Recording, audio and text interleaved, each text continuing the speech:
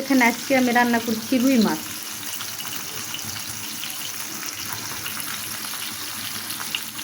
এখানে আজকে আমি করেছি রুই মাছটি প্রথমে আমি ধুয়ে পরিষ্কার করে নিয়েছি। হলুদ, লবণ, আদা, রসুন দিয়ে ভালোভাবে মেখে আমি ভাজার জন্য চলে এসেছি। এখানে আজকে আমি রান্না করছি রুই মাছটাকে আমি ভালোভাবে ধুয়ে পরিষ্কার করে নিয়েছি। দিয়ে দিয়েছি আদা রসুন বাটা, আর দিয়ে দিয়েছি হলুদের ফাঁকি, মরিচের ফাঁকি, সামান্য পরিমাণে লবণ দিয়ে ভালোভাবে মেখে আমি ভেজে নিচ্ছি মাছটাকে।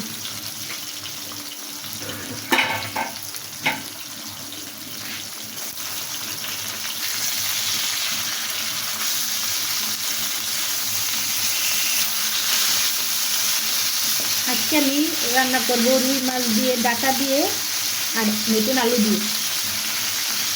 সাথে দিয়ে দিব একটা বড় সাইজের টমেটো।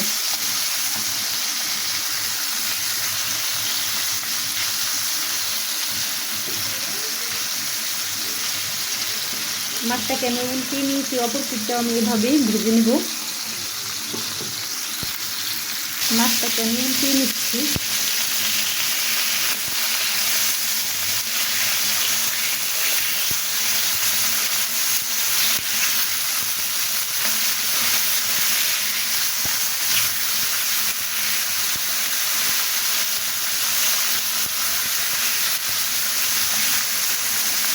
মাছটা আমার ভাজা হয়ে গিয়েছে, এখন আমি নামিয়ে নিচ্ছি।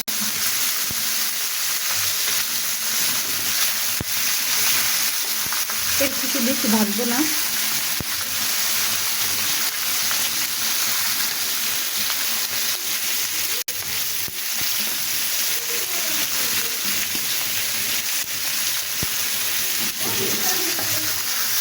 এখানে মাছটা আমার ভাজা হয়ে গিয়েছে। এখানে দিয়ে দিব আমি ফ্রাই প্যানে পেঁয়াজ। তেলটা আমি দিয়ে দিয়েছি, এখানে তেলের ভিতরে পেঁয়াজটা দিয়ে দিয়েছি। পেঁয়াজটা আমি হালকা বাদামি রং করে ভেজে নিচ্ছি। এখানে দিয়ে দিচ্ছি 2টা কাঁচামরিচ কুচি। কাঁচামরিচটাকে কেটে দিয়ে দিচ্ছি মাঝখান থেকে। এখানে দিয়ে দেবো আদা রসুন বাটা। দিয়ে দিচ্ছি এখানে আমি 1 টেবিল চামচ আদা রসুন বাটা।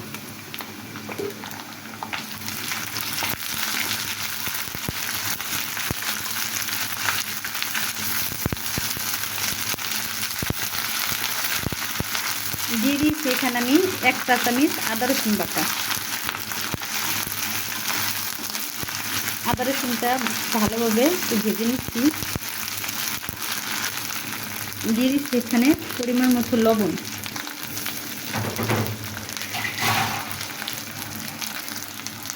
দিয়ে দিব এখানে সামান্য পরিমাণে একটু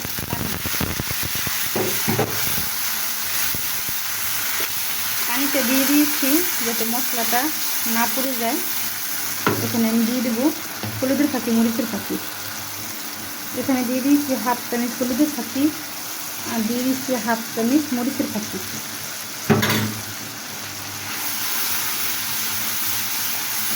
এখানে আজকে আমি মশলা কম দিয়ে রান্না করব।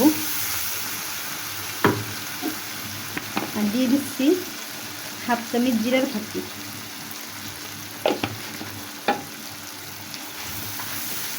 এটি সব 4 চামচের 1/2 চামচ করে আমি দিয়ে দিয়েছি।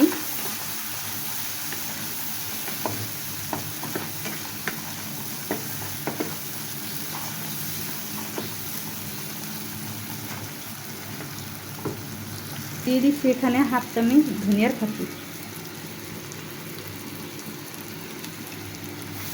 এখন মশলাটাকে আমি একটু ভালোভাবে কষিয়ে নিচ্ছি।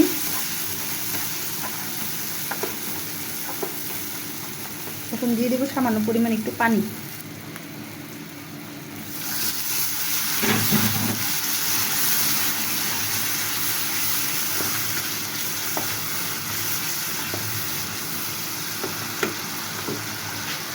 আর এখানে দিয়ে দিচ্ছি ডাঁটাটিকে আমি ভালোভাবে পরিষ্কার করে কেটে সিদ্ধ করে নিয়েছি, হালকা একটু সিদ্ধ করে নিয়েছি। আলুটাও আমি হালকা সিদ্ধ করে নিয়েছি ডাঁটার সাথে। এই ডাঁটার তরকারিতে সেরকম একটা হলুদটা দেওয়া আমার ভালো লাগে না, কালার সেরকম ভালো লাগে না। সবুজ সবুজ এটা কালার থেকে ওই রঙটা আমার কাছে ভালো লাগে। হালকা মশলা দিয়ে যদি এভাবে আমি ডাঁটার তরকারি আলু দিয়ে রান্না করি আমার কাছে খেতে ভালো লাগে, তাই আমি এটাই আপনাদের সাথে শেয়ার করছি। এখানে যদি বেশি মশলা দিতে যেতাম তাহলে কিন্তু ডাঁটা যে একটা সবুজ সবুজ রঙ, ওই রঙটা আসতো না, আর দেখতো আমার কাছে ততটা ভালো লাগে না। এখন আমি মশলাটাকে একটু ভালোভাবে কষিয়ে নেব। মশলাটাকে সবজিটাকে আমি একটু ভালোভাবে কষিয়ে নিচ্ছি। যদি সবজিটা ভালোভাবে কষানো হয় তাহলে মাছের ঝোলটা খেতে ভালো লাগে রান্নাটা। আমি সব ধরনের সবজি এভাবে একটু ভালোভাবে কষিয়ে নিই। কষানোটা আমার হয়ে গিয়েছে, মশলা সবজি থেকে তেল ছেড়ে দিয়েছে। এখন আমি দিয়ে দেবো ঝোলের জন্য পরিমাণ মতো পানি।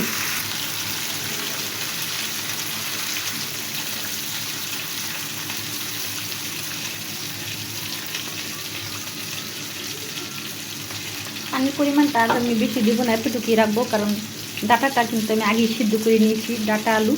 এখানে ঝোলটা আমি পানিটা আমি এতটুকুই দিচ্ছি। এখানে ঝোলটা আমার বলক এসে পড়েছে। এখন দিয়ে দেবো আমি মাছ, ভেজে রাখা মাছ।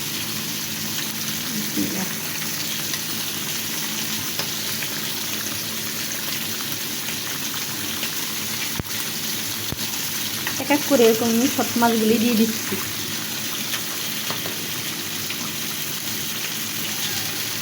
মাছটা আমি দিয়ে দিয়েছি। এখন ঢাকনা দিয়ে ঢেকে রান্নাটা করে নেব। এখানে আমি ছোট্ট একটা টমেটো দিয়ে দিচ্ছি কেটে। টমেটোটা দিয়েছি জাস্ট একটু ফ্লেভারের জন্য। এখানে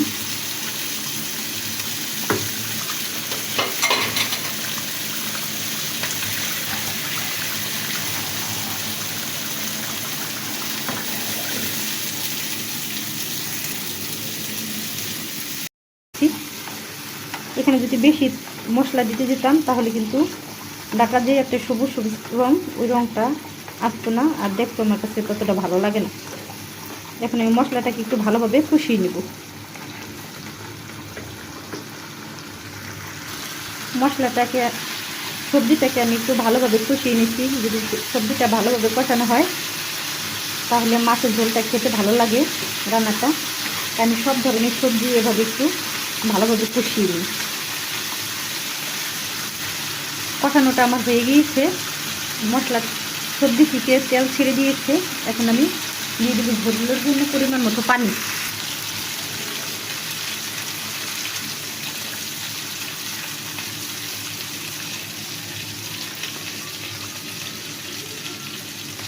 পানির পরিমাণটা আজ আমি বেশি দেবো না, এতটুকুই রাখবো, কারণ ডাঁটাটা কিন্তু আমি আগেই সিদ্ধ করে নিয়েছি, ডাঁটা আলু।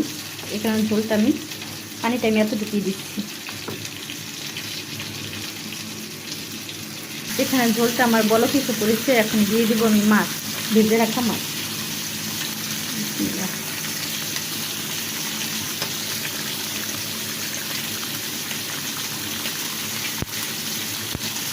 এক এক করে এরকম আমি সব মাছগুলি দিয়ে দিচ্ছি।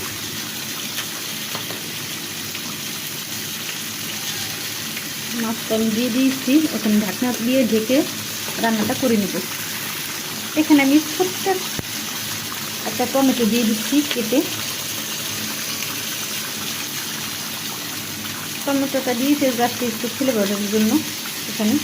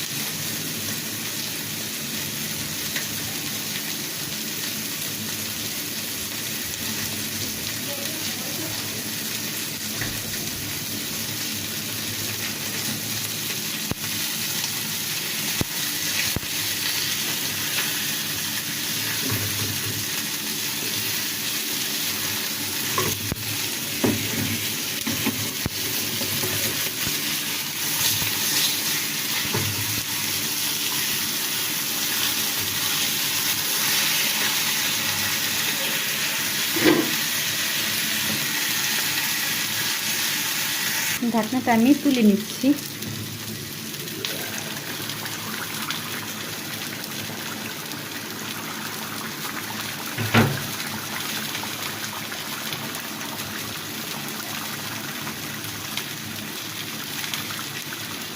এখন একটু ধনিয়া পাতা দিয়ে দেবো উপর দিয়ে ছিটিয়ে।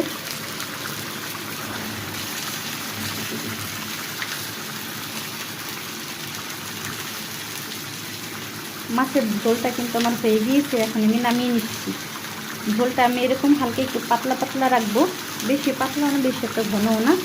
এরকম ডাটা দিয়ে যে সবজিটা মাছটা রান্না করা হয় তরকারিটা আমি সবটাইম এরকম একটু হালকা পাতলা পাতলা ঝোল রেখেই রান্না করি।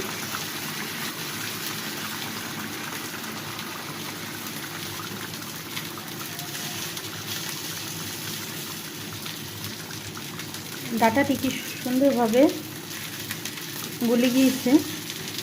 অবশ্য আমি আগে থেকে সিদ্ধ করে নিয়েছি। ডাটাটি মোটা মোটা ছিল, এখানে এক একটা ডাটার আমি 2-3 পিস করে নিয়েছি মাঝখান থেকে। এখন আমি নামিয়ে নিচ্ছি।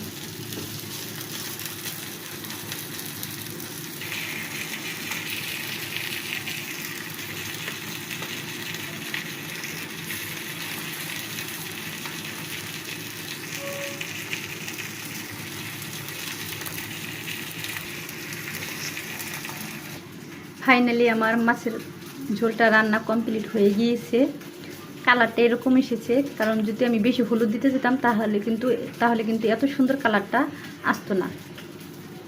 তাই অবশ্যই যে টাইমে আপনারা রান্না করবেন ডাটা দিয়ে আলু দিয়ে মাছের ঝোল, হলুদের পরিমাণটা একটু কমিয়ে দিবেন।